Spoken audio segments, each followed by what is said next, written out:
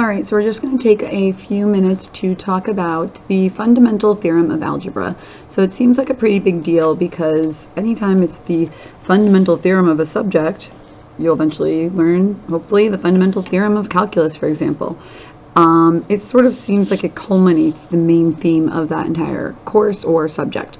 So over here, we have the fundamental theorem of algebra written out for us. It says, if p of x is a polynomial, first of all, it has to be a polynomial. You have to know what makes something a polynomial and what makes something not qualify as a polynomial. So you should know what a polynomial looks like so far. Is a polynomial of degree n greater than or equal to 1. So the degree could be 1 or bigger. They're always going to be whole numbers. Then p of x equals 0. If you set that polynomial equal to 0, it has exactly n roots, n being the degree of the polynomial. We've been doing this for a while, and we kind of knew this, but now they're basically stating for us that this is the fundamental theorem of algebra.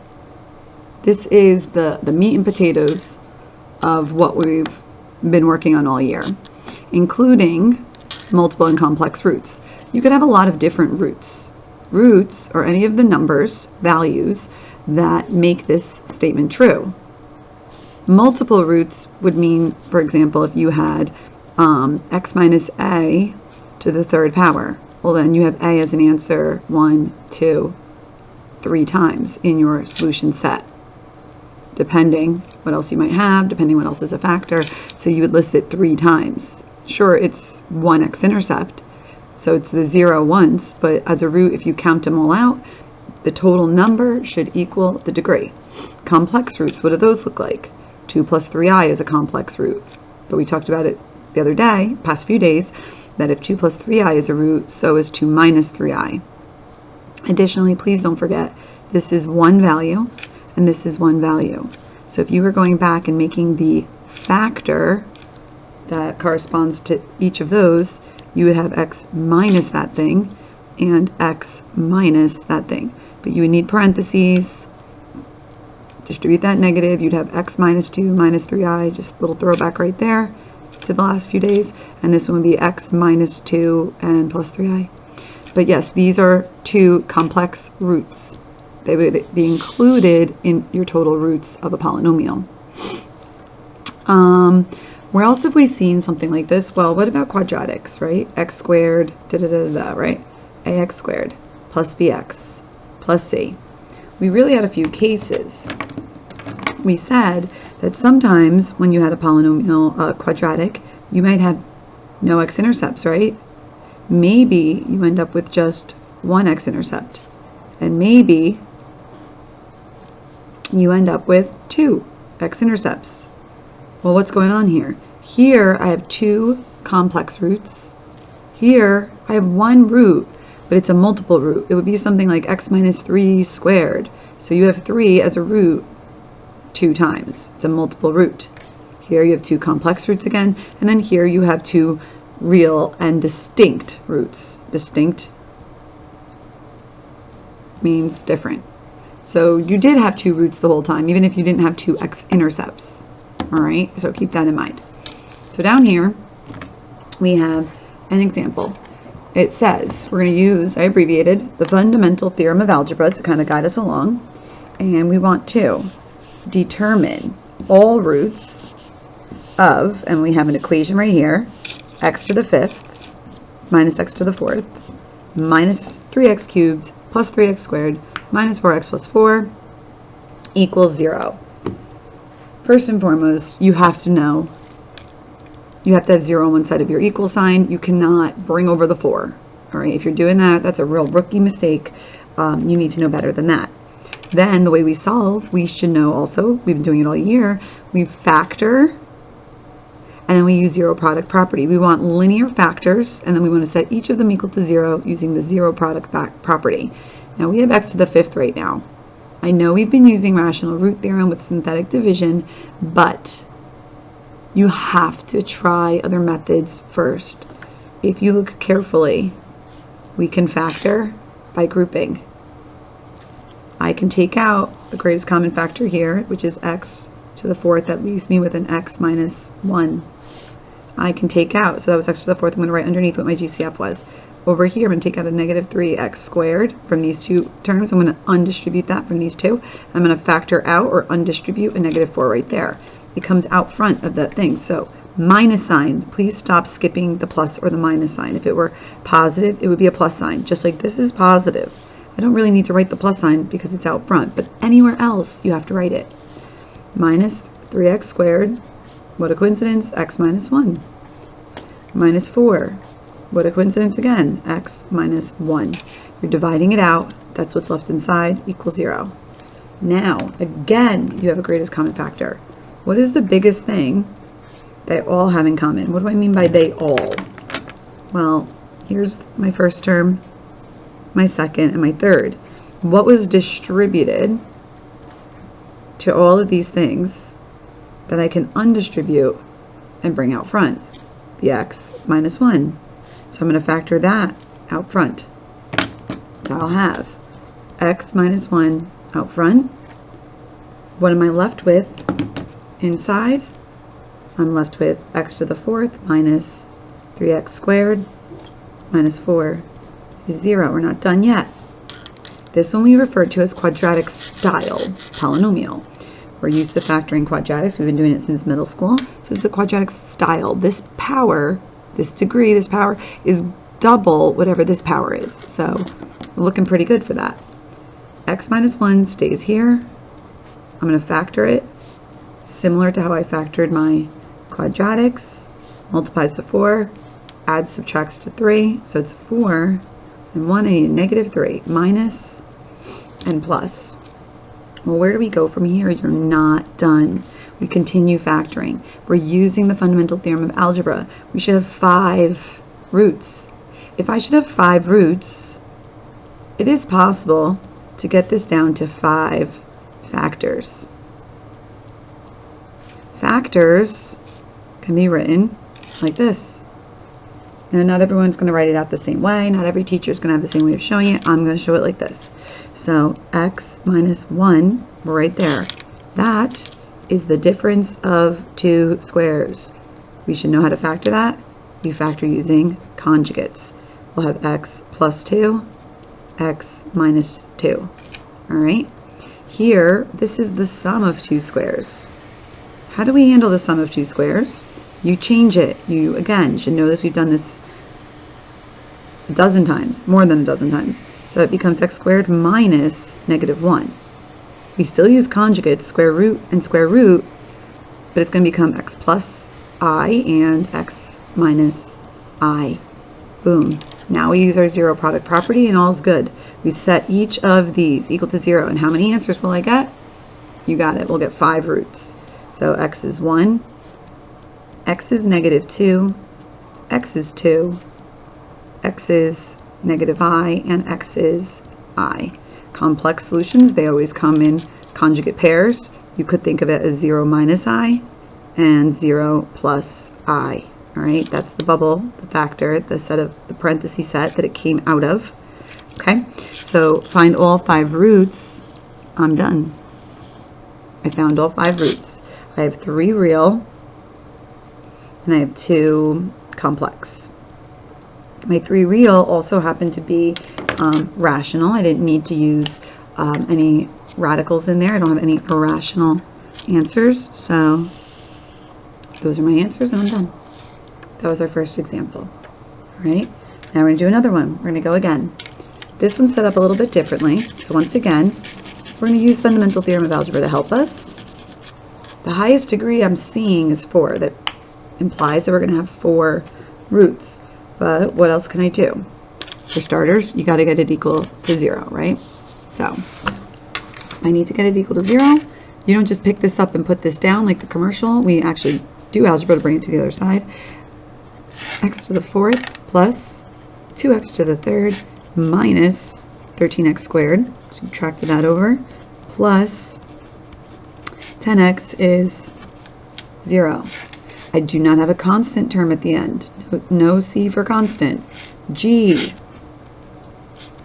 No C for constant. Remember you used to think, I'm effed. How would I factor this? GCF. All right. What's the greatest common factor? X. That leaves me with an x cubed plus 2x squared minus 13x plus 10. Now, will grouping work? It's usually what we try next. It's definitely not going to work. Grouping will not work. I don't see any other tricks here. Guess what I'm going to have to do? Now we use rational root theorem, okay? So this step cannot be factored by grouping. I'm going to use rational root theorem. To go from there to there, I just use the greatest common factor. Okay, rational root theorem. What are all my factors of 10 over all my factors of 1? That leaves me with plus minus 1, plus minus 2, plus minus 5, and plus minus 10. If I'm going to have a rational root, it's going to be one of these. Now, how can I figure out which one works? You could do synthetic division over and over. I'm going to use the remainder theorem to move faster. Can I spell? Maybe not. There we go. I'm going to use this to move us faster, which means I'm going to fill them in. So if I fill in 1, I'll get 1 plus 2 is 3, minus 13 is negative 10, plus 10 is 0. 1 is going to work, but that doesn't tell me anything, right? It just gives me 0 as my answer. It satisfies it, but now I'm going to use synthetic to help. So you stay on the side. I'll come back to you later. Okay?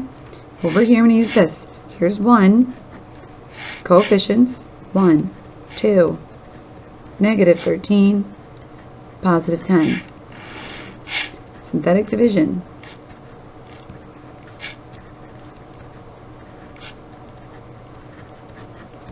Remainder. That leaves me with a 1x squared plus 3x minus 10. That's a factor. It's not factored all the way, but it's a factor. This, the 1, that means x minus 1 is a factor. And who are we forgetting? The x we took out from the beginning. You want to write it as x plus 0? Write it as x plus 0. Not necessary, but totally allowed.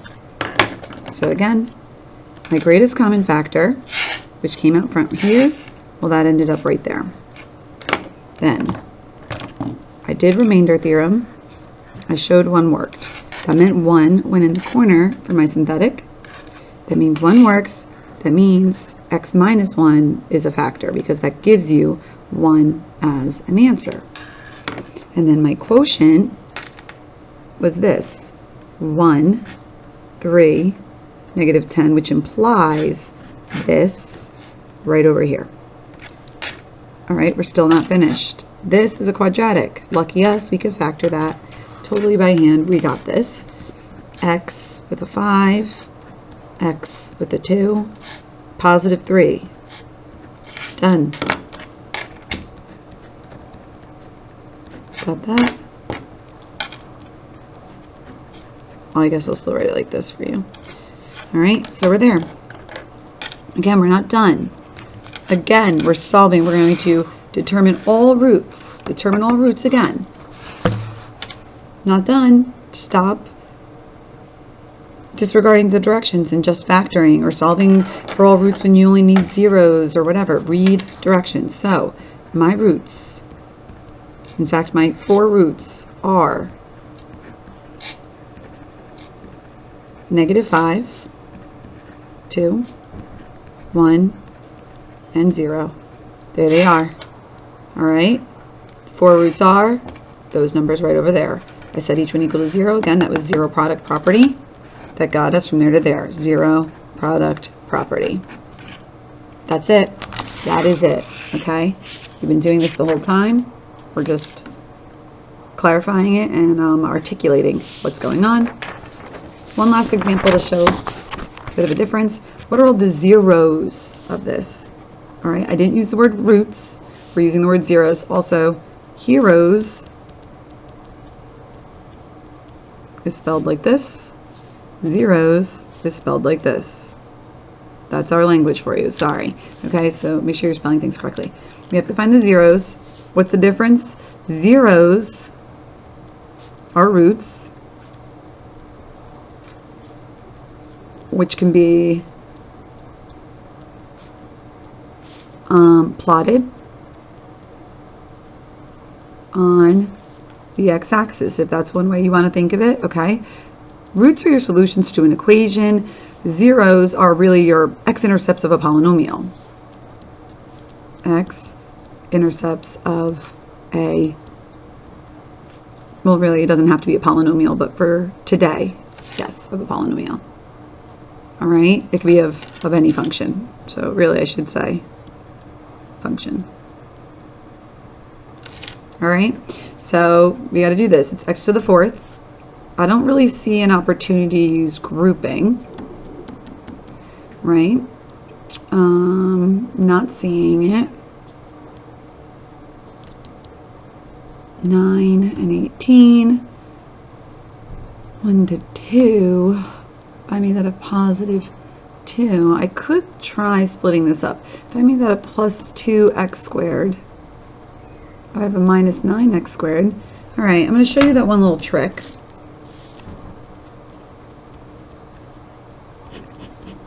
You don't have to do this. I'm going to find my zeros, which means I'm setting y equal to 0. So you can put the 0 in front, you could put it on the right, wherever you want to put it. I have x to the fourth plus x to the third plus 2x squared. Leaving some room, minus 9x minus 18 equals 0. These two terms have to equal negative 7x squared. I chose 2 here because this then will be from 1 to 2. Negative 9 to negative 18, well, that's also 1 to 2 as a proportion. You'll see in a second. I showed you guys this in class the other day. So that would make this negative 9x squared. Now, we're going to use grouping.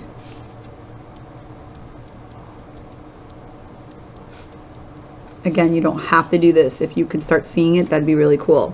I'm going to take out an x squared. That's my GCF right here. What do I have? X squared plus x plus 2. I'm going to take out negative 9. X squared plus x plus 2. I'm going to factor out my greatest common factor. What is my overall greatest common factor? Well, it's that quadratic. That leaves me with x squared plus x plus 2 out front. When you guys factor these out, you pull them out front, okay? You're undistributing them. Some of you guys kind of write this funny in your notes and in your work, and it makes me think that you're kind of memorizing what to do instead of actually understanding it. So I need you to really think about what's happening from step to step. I know 2 and 1 looks pretty good, but they're both plus. So this is actually not factorable, okay? This is actually prime. So in order to solve, you have to use quadratic formula or completing the square, but we're going to use quadratic formula, okay? And then this we can keep factoring. So that x squared plus x plus 2 can stay the way it is. This is the difference of two squares again, so that's going to be x plus 3, x minus 3 equals 0. I'll get negative 3 and I'll get positive 3. So these are zeros. Negative 3, 0 can be plotted on the x-axis. All right, so that's a 0 and a 0. So these so far are zeros. This is 3, 0. So those are my x-intercepts. Here, I need to check, will I get real or imaginary solutions? Real or imaginary. Really, instead of imaginary, we should say complex.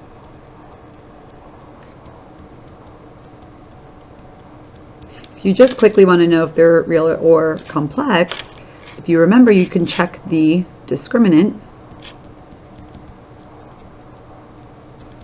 which is b squared minus 4ac, which is the expression underneath the radical. B squared would be 1 squared minus 4ac.